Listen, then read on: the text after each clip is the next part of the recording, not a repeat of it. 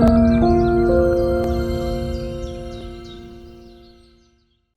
to environment is real. Sea levels are rising and oceans are becoming warmer. Climate change poses a fundamental threat to the places, species, and people's livelihood.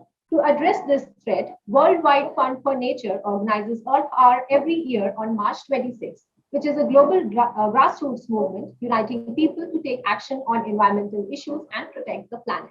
Hello, I'm Urvashi Kapoor, Associate Editor, Jagran New Media, and today we have with us Mr. Ravi Singh, who is Secretary General and CEO of WWF India. Welcome, sir. Thank you. Thank you very much. Thank you. Today we'll be discussing about the significance of Earth Hour in saving our environment. My question to you, sir, is every year Earth Hour is celebrated all over the world. So इसके बारे में आप कुछ इस campaign के बारे में please आप हमारे दर्शकों को आप प्लीज कुछ बताएं. आपका बहुत धन्यवाद जागरण मीडिया का, क्योंकि आपने ये हमको अपॉर्चुनिटी दी, हमें चांस दी इस बारे में अर्थ आवर के बारे में बताने के लिए. अर्थ आवर जो है वो अब 15 साल से मनाया जा रहा है. ये इसकी ओरिजिन्स थी ऑस्ट्रेलिया में, जब ये WWF और ऑर्गेनाइजेशंस ने सोचकर इसको एक सिंबॉलिक स्विच ऑफ किया था सिडनी हार्बर ब्रिज में, और उसी इनिशिएशन और इसी इंस्पिरेशन को लेकर और भी कंट्रीज और सिटीज जुड़े, इंडिया जुड़े. इंडिया में जब भारतवर्ष में जब ये कैंपेन हुआ पिछले 2 सालों में, मेरे ख्याल से दुनिया भर से सबसे ज्यादा पार्टिसिपेशन हमारे देश का था. इंडिया भारतवर्ष के सिटीजन्स इसके काफी कॉन्शियस हैं इस बारे में, और वो कुछ एक्शन लेना चाहते हैं ताकि अपना उसमें जुड़ाव कर सके. एक भाई हम लोग कंसर्न्ड हैं, हम लोग क्या कर सकते हैं क्लाइमेट चेंज के मिटिगेट करने के लिए, इसको हटाने के लिए. तो करीब 200 इंटरनेशनल एंटिटीज, कंट्रीज जो हैं वो इसमें पार्टिसिपेट करती हैं, और जो इंटरनेशनल स्पेस स्टेशन है अंतरिक्ष में वो भी पार्टिसिपेट करता है इसमें, इस कैंपेन में. और मैं बताऊंगा एक चीज जो शायद नहीं आती है सामने. ये जो डेट है ये लास्ट वीकेंड चुना गया है, लास्ट वीकेंड ऑफ मार्च. ये एक टाइम होता है जिसका नाम होता है वर्नल इक्विनॉक्स. ये वीकेंड जो होता है ताकि उस दिन छुट्टी हो, और वर्नल इक्विनॉक्स होता है जब सनसेट टाइम्स दोनों हेमिस्फीयर, नॉर्दर्न हेमिस्फीयर और सदर्न हेमिस्फीयर, दोनों में कोइंसाइड करते हैं. तो ये कैंपेन शुरू होता है सनसेट टाइम न्यूजीलैंड से, हाँ, और फिर वो धीरे धीरे करके पूर्वी दशा से आता है इंडिया और कंट्रीज में, यूरोप, अमेरिका, और वो जाके फिर ब्राजील और साउथ अमेरिका में ये इसको होता है. तो एक तरीके से सारी दुनिया इसमें जुड़ी होती है, और हर साल कोई ना कोई अलग टॉपिक होता है. और हमारा विजन है फ्यूचर को चेंज करना, अपने बेटरमेंट के लिए, ह्यूमैनिटी के बेटरमेंट के लिए. और एक तरीके से इस साल है कि हम कैसे अपना फ्यूचर शेप कर सकें. तो ये है इसका एक तरीके से सिग्निफिकेंस.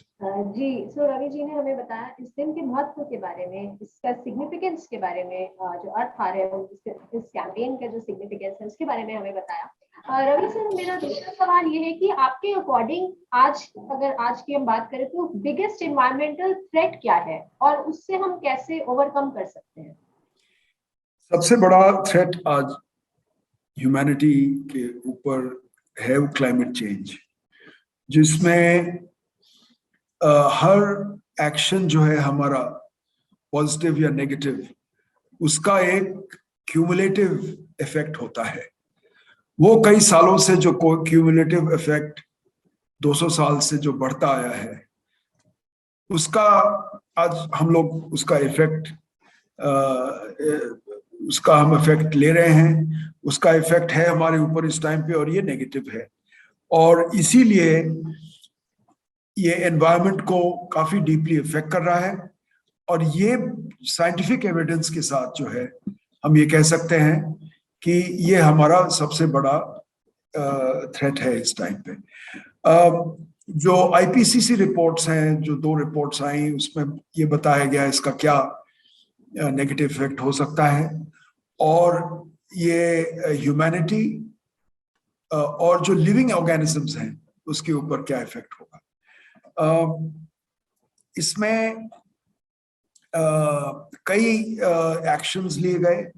गवर्नमेंट्स, भारतवर्ष की गवर्नमेंट लीडरशिप पोजीशन में लेकर हमने कई अनाउंसमेंट्स किए अपने रिन्यूएबल एनर्जी के ऊपर, और हमारा जो बेसिक लाइफस्टाइल है उसको चेंज करने के लिए एक मैसेज जो दिया गया आगे बढ़ते हुए हमें कैसे करना चाहिए। और अब क्या है कि जो हम ओवरकम ऐसे कर सकते हैं, एक तो हमारी तरफ गवर्नमेंट के कंपेलिंग जो एक्शंस हैं, renewable energy, taking care of the environment in different ways, increasing the carbon sequestration in the ground, reducing greenhouse gases. और ये हमारे हर स्टेट में एक क्लाइमेट चेंज का, एक ग्लोबल वार्मिंग के लिए को प्रिवेंट करने के लिए एक स्टेट बेस्ड प्लान बन रहा है। हर स्टेट अपना कहें कि हम ऐसे करेंगे, ऐसे करेंगे, और लीडरशिप ले रहे हैं। और कल मैं एक मीटिंग में था, जैसे लीडरशिप पोजीशन में महाराष्ट्र और बिहार, उन्होंने अपने रिप्रेजेंटेशन किया, हम क्या क्या कर रहे हैं, कैसे हमारे प्लान्स हैं, आगे हम कैसे बढ़ के। इस तरीके से और भी नेशंस और भी स्टेट्स हैं हमारे, हिमाचल, उत्तराखंड, उड़ीसा, उत्तर प्रदेश। सो ये गवर्नमेंटल और इंटर गवर्नमेंटल पॉलिसी एक्शंस हैं। इसके अलावा जो हमारी कंपनीज हैं, जो हमारे जो कॉर्पोरेट बिजनेस हाउसेस हैं, और जो एसोसिएशंस हैं जो इनके साथ, confederation of Indian industry, CII, FI, CCI, FICCI, ASSOCHAM, others, तो ये चेंबर्स सब अपने अपने मेंबरशिप से कह के और उनसे स्ट्रेटेजिकली अप्रोच कर रहे हैं हर सेक्टर को। और इसमें बिजनेस और कॉर्पोरेट इंस्टीट्यूशंस में बहुत ऐसे एक्शंस हो रहे हैं ताकि इस बात को, both innovation as well as reduction of carbon footprint ये हो रहा है। तो इसमें हिंदुस्तान में बहुत काम हो रहा है इसके ऊपर।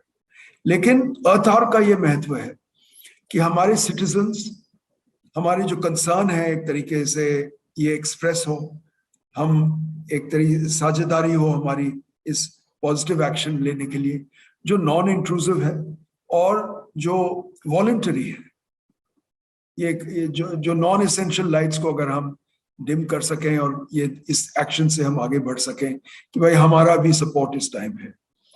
और एक और बात है उसमें सोचने के लिए, साइंटिस्ट ये कहते हैं कि वेक्टर बॉर्न डिजीजेस जो हैं वो बढ़ने, ये क्लाइमेट चेंज से बढ़ सकती हैं। वाटर लिंक्ड इश्यूज हैं, तो इन सब ये बहुत बड़ी बातें हैं। हीट वेव हमारी सिटीज में हम इसका इफेक्ट लेते हैं। सो ये बड़े बड़े रिस्क्स हैं।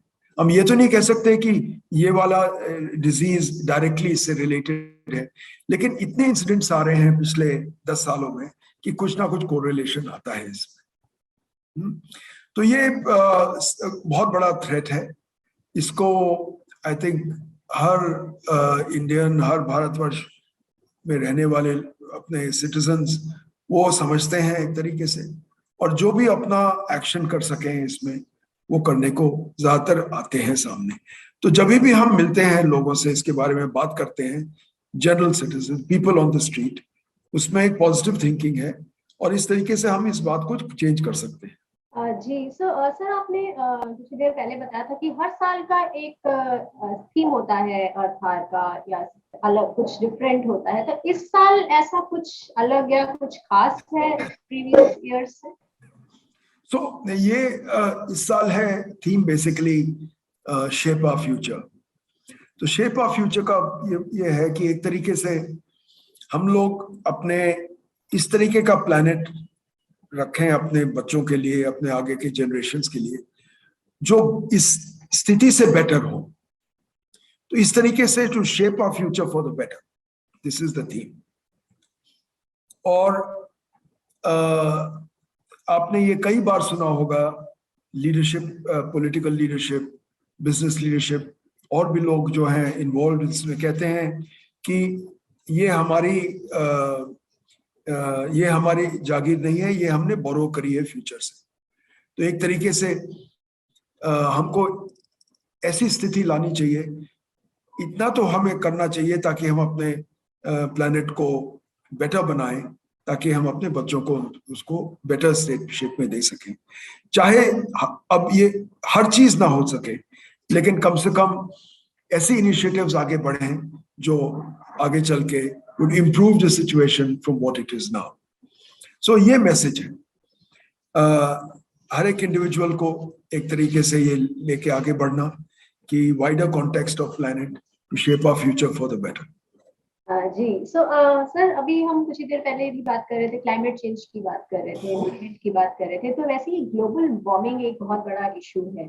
तो आपके according where are we humans taking this earth towards with their actions and activities? तो ये जो आप बात कर रहे हैं ये इज वेरी सिग्निफिकेंट। ये एक चीज जो हम आजकल कॉन्वर्सेशन में आ रही है, उसका मतलब है उसका टर्मिनोलॉजी है रिस्पॉन्सिबल कंजम्पशन। हर तरीके से, जैसे कि हम कुछ खाना खाते हैं, को पैकेज होता है, वो पैकेज फेंक देते हैं, प्लास्टिक पोल्यूशन होता है, पानी का पोल्यूशन होता है। ये एक तरीके से हम एक डायरेक्ट इसका इम्पैक्ट तो क्लाइमेट चेंज में कभी कहते हैं कि भाई ये तो स्मॉल इफेक्ट है, लेकिन इसका इनडायरेक्ट इफेक्ट बहुत है। अगर हमारे पास पानी की कमी है या हमें उसको एक तरीके से प्रोविजन करना है, तो अगर पोल्यूटेड वाटर ज्यादा है तो जो बेटर वाटर है उसमें प्रेशर ज्यादा हो। दूसरी बात, बहुत सारा कंजम्पशन जिसमें हम एनर्जी यूज करते हैं, उसमें हमको अगर रिन्यूएबल एनर्जी अगर हम ज्यादा कर सकें, या किसी तरीके से हम अपना इम्पैक्ट जो है कंजम्पशन का, इलेक्ट्रिसिटी, फ्यूल, इन चीजों को घटा सकें without disrupting the basic essential life of every person, of the common man, particularly the common man. अगर हम अपना कंजम्पशन कम कर लें, at least those who consume more can bring it to more responsible levels and take not a sacrifice but an important step forward to doing this. Each one of us can take a 10-15% reduction in some way or the other. You know, I understand it's easy for people to say, why don't we cycle to work? अगर हम cycle to work हम कर सकें, लेकिन उसके लिए safety, उसके लिए segregation of roads, उसके लिए कुछ ऑल्टरनेटिव्स होने चाहिए। अगर वो ऑल्टरनेटिव्स आए तो सिटीजन जो हैं सब इस बात में आगे बढ़ेंगे। India is a cycling nation in a big way, हम इसको आगे बढ़ा सकते हैं। तो इसकी ये मतलब है कि एक बार हम सोच लें कि ऐसा हमारी ऐसे हमें करना है, ये हमारा एम है, ये सब। So the methods of doing all these things will then follow because governments are responsive. They can, take certain actions without disturbing or and really improving the life of the common man. So this is a major issue. Where are we taking this earth? अगर इस तरीके से अगर आप सोचें, हमारा जहाँ पे फॉरेस्ट घटते जा रहे हैं, चाहे वो स्टेबल है इस टाइम पे, थोड़ा बहुत इंक्रीमेंट, थोड़ा बहुत घटाव होता है, और जहाँ पे पानी जो है उसकी एक तरीके से कमी नहीं है लेकिन उसकी क्वालिटी घटती जा रही है। इस जहाँ पे सॉइल जो है बिकॉज ऑफ डिफरेंट रीजंस थोड़ा डिटोरेशन दिख रहा है, अगर ये सब चीजों में सैलेंट्री आ गए हमारे सॉइल में, production of food goes down because of all these issues coming together, heat waves go up, productivity comes down of human beings. Now, how can we have a future with this? Yeah. So people have realized some actions are happening. Sometimes people say that is not enough, but I think India has taken a great step. Firstly, हमारा footprint ज़्यादा बड़ा नहीं है और हम responsible हैं, हम कर सकते हैं बहुत सारी चीजें, और अगर हमें गाइडेंस एक तरीके से मिली तो हर लेवल पे हम कर सकते हैं, गांव के लेवल के, block district, state. You know. So where are we taking this earth? We are not taking it to a good place. But the change has started. You know, the mindset has started changing. People are talking about this. The younger generation is speaking about it. So hopefully it will be in a better place than what we thought it would be 20 years ago. Okay, so sir, अभी हमने देखा पिछले 2 सालों से Covid pandemic से पूरा विश्व, पूरा वर्ल्ड फाइट कर रहा है, लड़ रहा है. काफी कंट्रीज में सिचुएशन कंट्रोल्ड है, वेयरएज कुछ कंट्रीज में अभी भी इस कोविड की वजह से लोग सफर कर रहे हैं. So क्या हम ये कह सकते हैं कि covid pandemic is a wake up call for us to protect our environment, अगर हम उसको एनवायरनमेंट से रिलेट करें तो?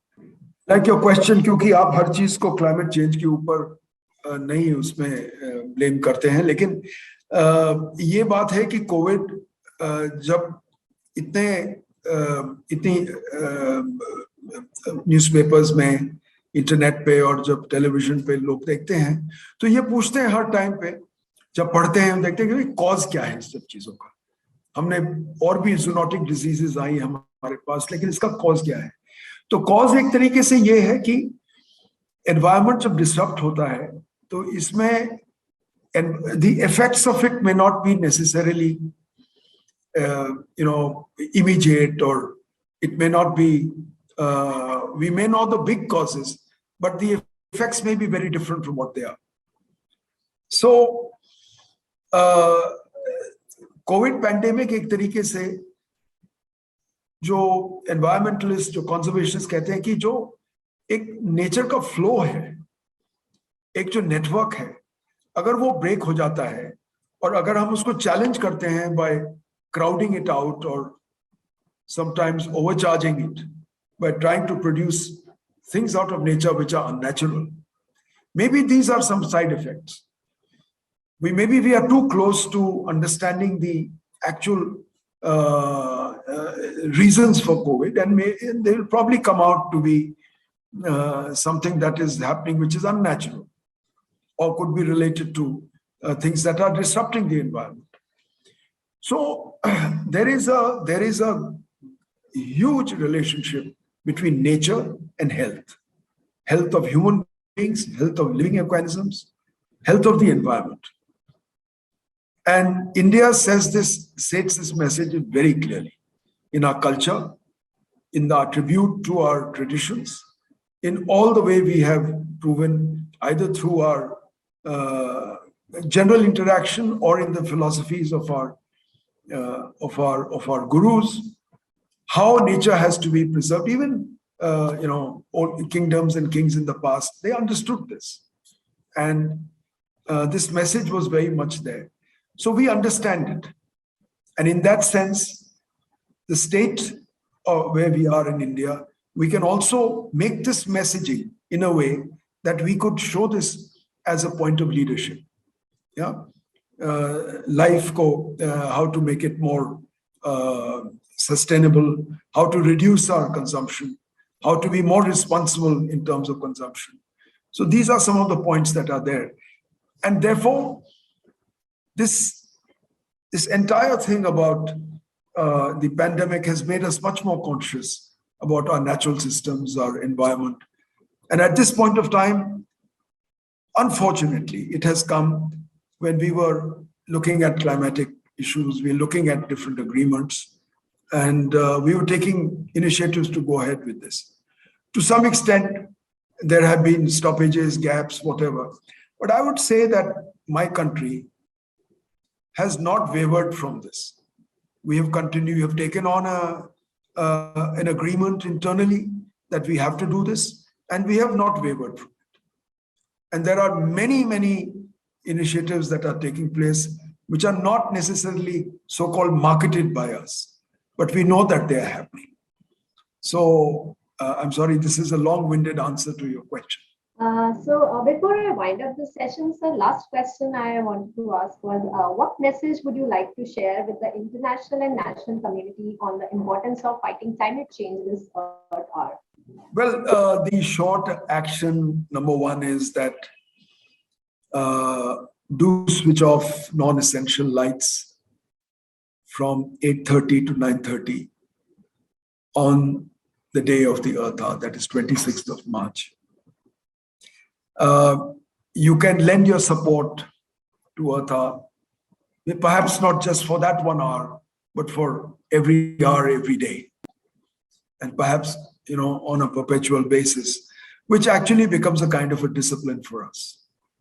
Non-essential lights, and particularly to take action which will improve whatever there enough that that will make for a better environment. Secondly, use this hour to meditate and reflect. And there's enough that enough every citizen knows. What can I do to help the environment? Because ultimately that environment is going to protect me and make my life better. These are the two major points. So on that note, I would like to wind up this session.